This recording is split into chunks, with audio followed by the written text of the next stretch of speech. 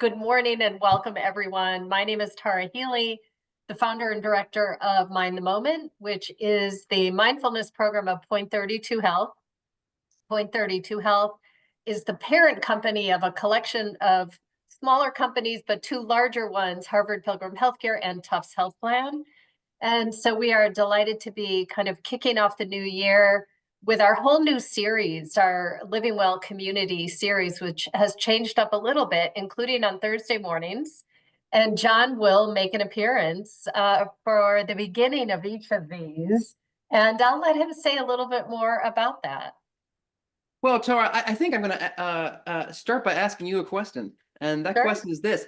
Did you know that on the first 3 Tuesdays in January, now that was January 7th, yes, or a couple of days ago, January 14th and January 21st, I'm hosting a set of mindfulness sessions with our amazing instructor, Zina Potia, entitled Mindfully Setting Intentions for the New Year. Has that come up? John, as a matter of fact, that has come up. You And know, I am Tara, aware and I attended. Oh, well, that's beautiful to hear. And actually, I hear that Zina Potia was helping out yesterday with the Yes, public session you did. yes. Did that go well, Yeah. I hope? So Zenat and I were together yesterday, and yeah, I mean, the timing of it was great because she's leading the January Tuesday series with you.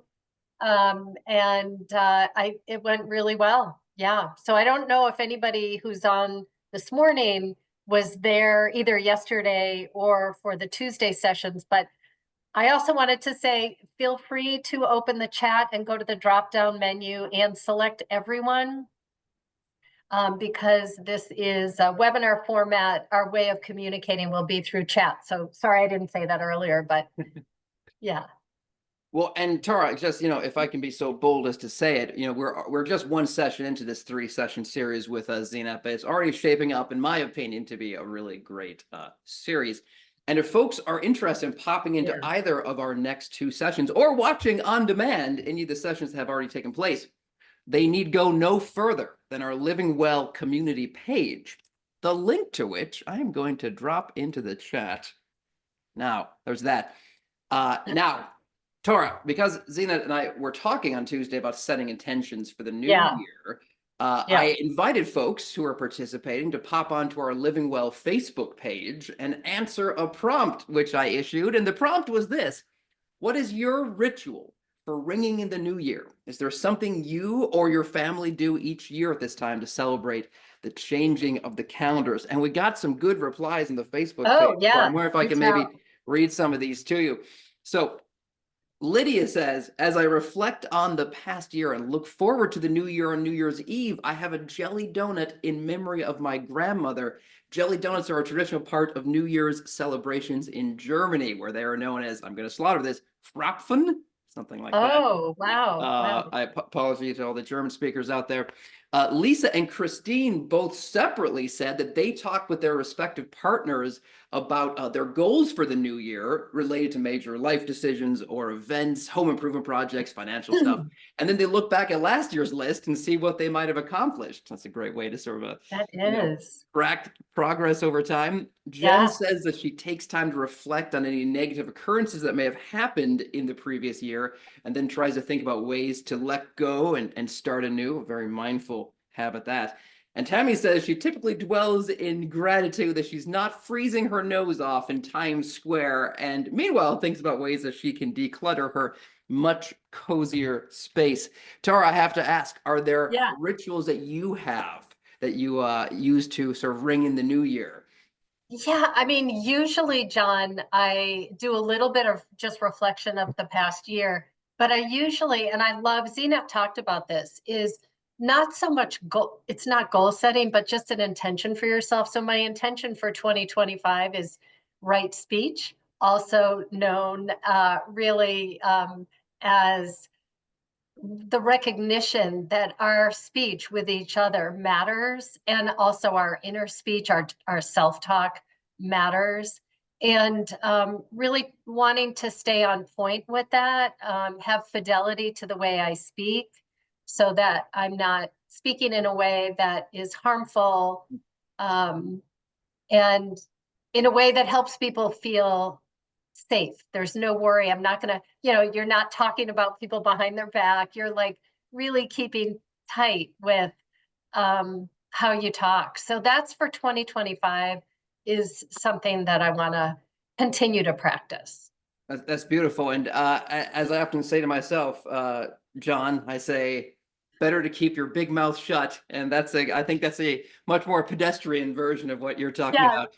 You know, yes. Tar, for me, by the time that we reach the new year, I've spent probably about a month to 6 weeks listening almost exclusively to Christmas music and indulging in various holiday ales and winter warmers provided by Yeah. the wonderful microbreweries freckling the New England landscape.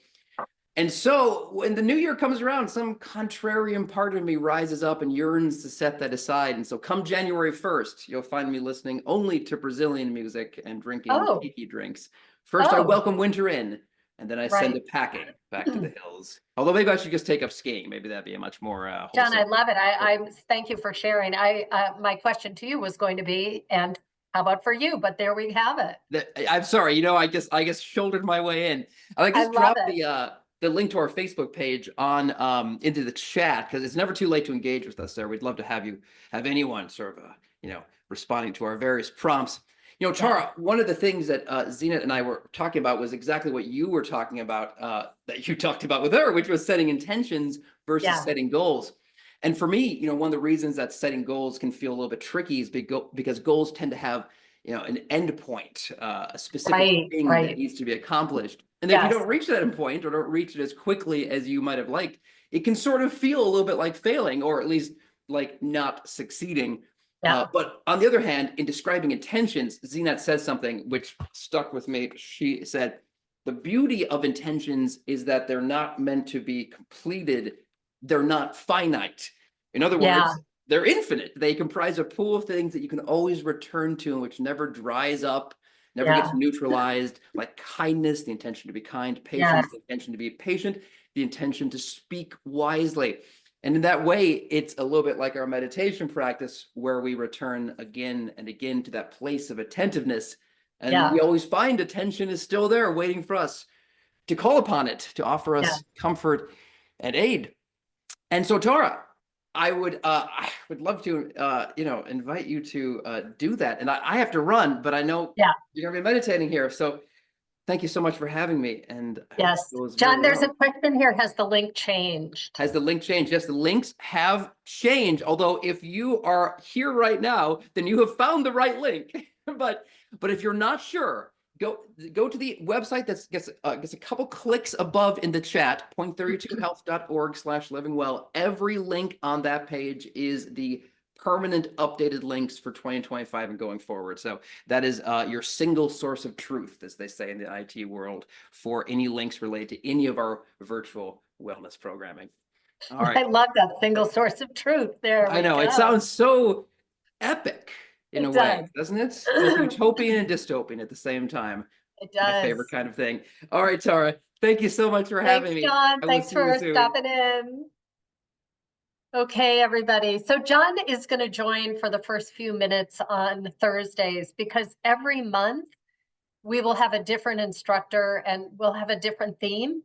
And so he will pop in and just share a little bit about how that session went and invite folks to join, because even if you miss the first week, it doesn't matter. You can jump in at any time. And then the very last Tuesday of the month will be researchers, scientists, thought leaders, and we have an incredible lineup. And you can actually see that. Sorry, on our Living Well page. Hang on one second.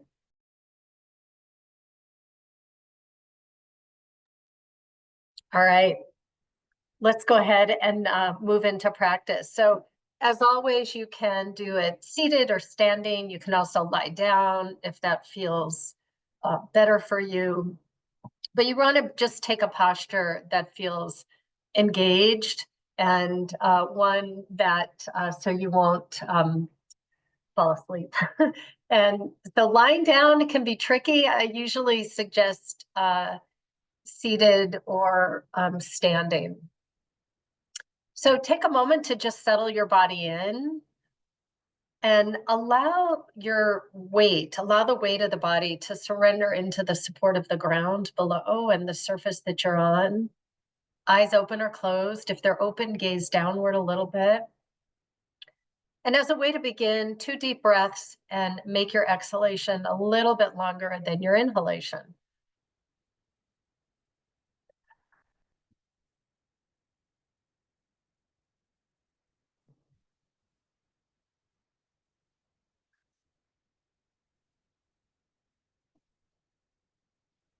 Maintaining an engaged body, one that's not too tight and one not too loose. So you want to have some ease in the body, but yet engagement and connection. And letting go of all that has happened so far, releasing anticipation of what's next, really allowing yourself to fully arrive, mind and body, here in this moment.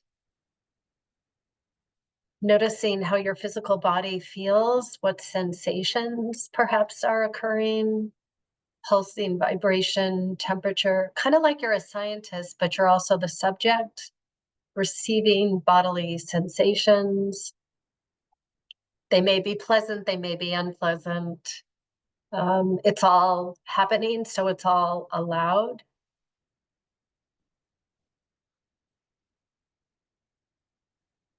Even noticing the points of contact with the back of the body and the surface, just that subtle point of connection. And let's expand awareness to include sound that might be in the room or outside of the room. Just making a soft mental note, hearing. There's no need to label what's making it. It's just literally bare attention on sound, just hearing.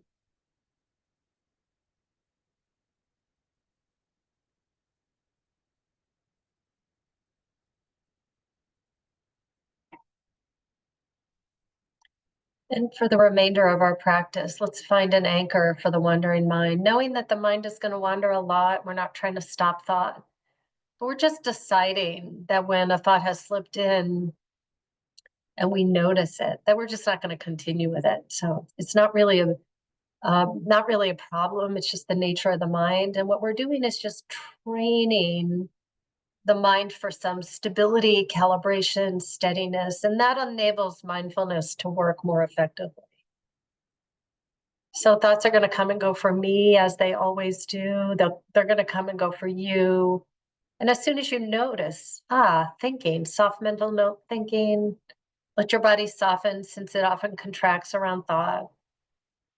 And return to your anchor. So that could be breath sensation, anywhere in the body that you feel the sensations of the breath most predominantly. So it could be the rise and fall of the abdomen, could be the chest, the nostrils, more fine-tuned, or just the carriage of the body moving, that you feel the sensation of that. It's also fine to use sound if there's a consistent sound. And finally, even taking the palms of your hands, touching them together and feeling the point of contact, or touching the top of your thighs and the point of contact, the actual feeling can be your anchor. So go ahead and see what might work for you this morning.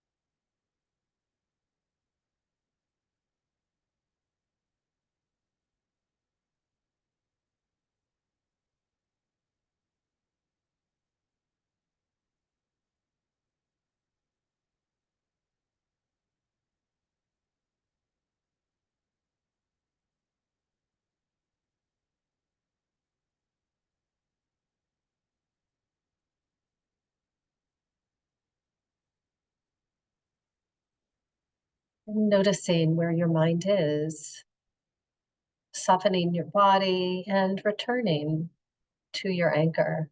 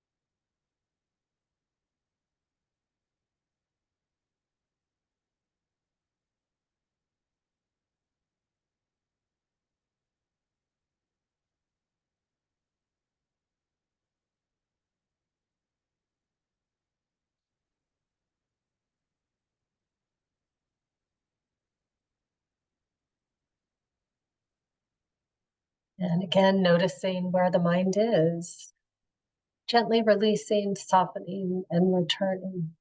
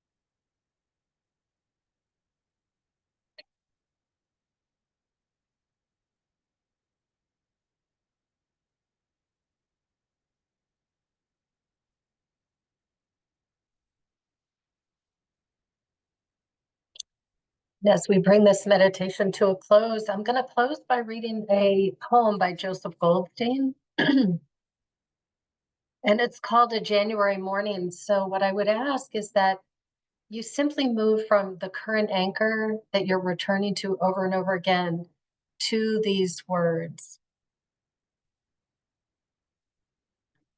Unrelenting gray bears down, subduing morning light. It might be enough to dampen our spirits, except for that secret stillness within, not wanting, not planning, not intending, moments of silence, forgetting for some time who we think we are. So opening the eyes and reorienting to the space that you're in. Usually I do like a little bit of a stretch. And so welcome back. Anybody that needs to hop off, of course, feel free to do that. But one thing I just want to encourage, I see Teresa has mentioned the Living Well page and that it looks awesome. Thank you for that.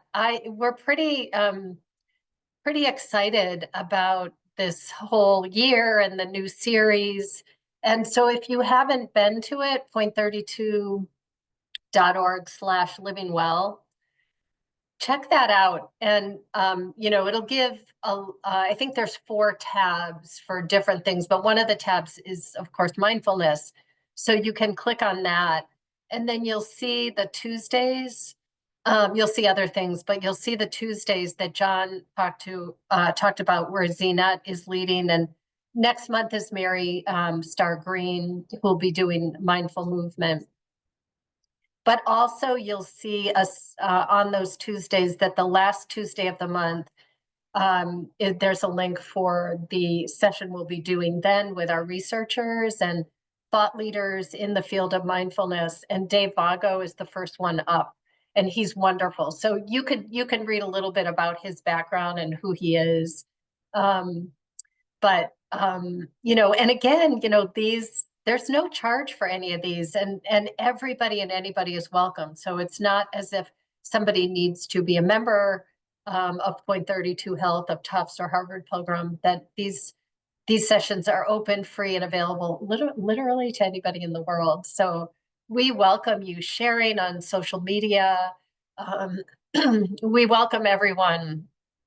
And, given the turmoil that we are experiencing in the world, the fires in California, and I have family out there now that I've been in touch with, and a niece in Pacific Palisades who was able to get to safety. But politically, environmentally, I mean, there's a lot to hold in this year ahead. And so I just invite you to share what we're offering. And, for many of you have been with us for a lot of years, but we'd love to expand that and, increase our community and the offerings that we have to support us. So we've got a few minutes for questions or comments or, anything you've come across lately that you want to share. That could be an app or a podcast or a book, anything at all. Yeah, Susan, the poem is great. And this is, it's called Dreamscapes of the Mind. I don't,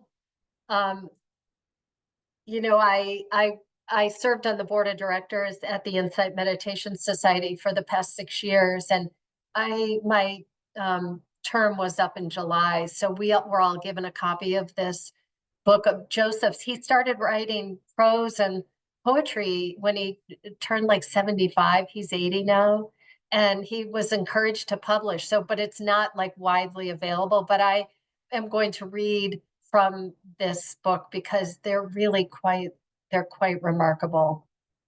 I have an intention of rereading the 4 agreements. That's lovely. Agreement 1, be impeccable with your word. Yes. Be impeccable with your word. And it's so powerful. It's so powerful, our words with one another. And, just creating that intention, of course, we're not always going to get it right. Zinat talked a lot about beginning again. And in this practice, there's such a theme of just beginning again and self-compassion and self-kindness. And, but even little things. And some of my teachers have done this practice. I mean, of course, all of them have, but even speaking about somebody when they're not there, or, just being really, even watching the desire to do or say something and how often that comes up. And then this is where we use our practice of mindfulness, is that we see that inclination to either say something or do something, and we can see, if we can see the inclination, we can actually just work with the physical experience in the body, take some breaths, feel it. Eventually, it's, you know, it's all impermanent, so it's all gonna, of course, move away. It just helps us live with a lot less regret, and it gives the message to other people that you're safe with me.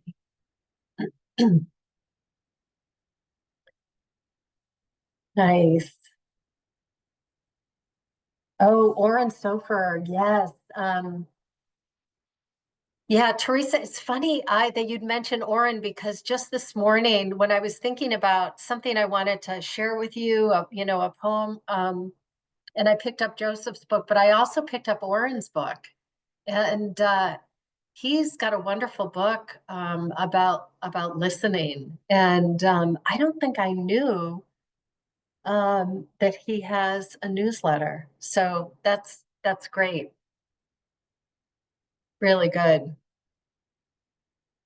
So anybody else, any, even, you know, comments, thoughts, observations? And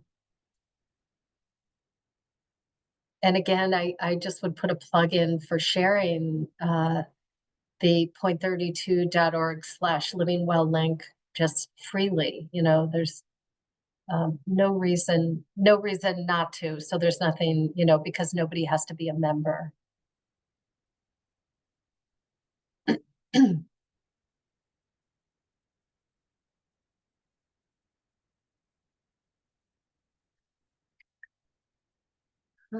Listen to Janice. Okay, listen to Devago. Ah, he, yes. Thank you, Janice, for mentioning that. So Dave Vago is our guest at the last Tuesday of the month. He is humble and kind and wonderful and smart, and that podcast is, you know, will give you a sense of him as it did Janice. And so I definitely would encourage that. So these are ours are just going to be a half hour. I think Mind and Life podcast is an hour. But I'm really excited to connect with Dave next week just to kind of talk about the topic and um, what he'd like to talk about. But I'm kind of hoping that he'll talk about the glymphatic system and a little bit more about brain health and how quieting the mind um, potentially contributes to preventing some neurological disease. I mean, very, very early research, but compelling.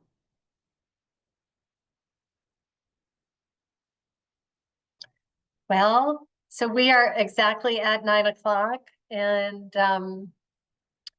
just wishing everybody a wonderful day on this cold January morning. I feel like we're kind of in the thick of it with winter, and it is a time to kind of take advantage of the silence and and the quiet.